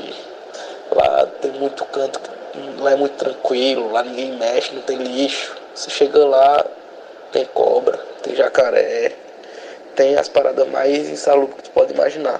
Isso quando é questão de pesca de interior, né, de águas interiores. Quando vamos pra pesca costeira, aí o buraco é um pouco mais embaixo. Os caras se danam por dentro de mangue, alguns não ironicamente acabam se perdendo. E também a questão da pesca em alto mar, que o cara vai saindo pra lá, vai pescar, fica pescando, e quando vê que não, acaba a gasolina da lancha que ele alugou, que ele tem. Boa parte das vezes é que ele mesmo tem. Os que se metem nesse tipo de presepada, os que é alugada não tem essa coragem, que eu tenho notícia pelo menos, né, obviamente. Aí os caras vão ficar à deriva. Teve um tempo desse que ficou um cara à deriva numa lancha de Natal, João Pessoa e Recife, nesse trecho daqui. Não sei exatamente onde é que ele foi resgatado, sei que ele estava saindo de Natal. Acho que ele ia sair de Natal para Recife e foi resgatado antes. Eu vou resgatar esse episódio. Mas, mano, o cara saiu, literalmente só saiu para pescar. E foi num pico ultra esquisitão no mar aberto. Teve que fazer os milicos ter um dia de trabalho para buscar ele. A escolha do local da pesca, de quanto mais isolado, quanto mais supostamente rupestre, quanto mais supostamente natural for para esse doidão, mais ele vai se encantar e vai lá. Por mais que ele esteja sujeito a que aconteça merdas. Aí tu já viu, velho. Mandei pra tu no Instagram vídeo de cara indo pescar em cachoeira, nos picos muito arriscados.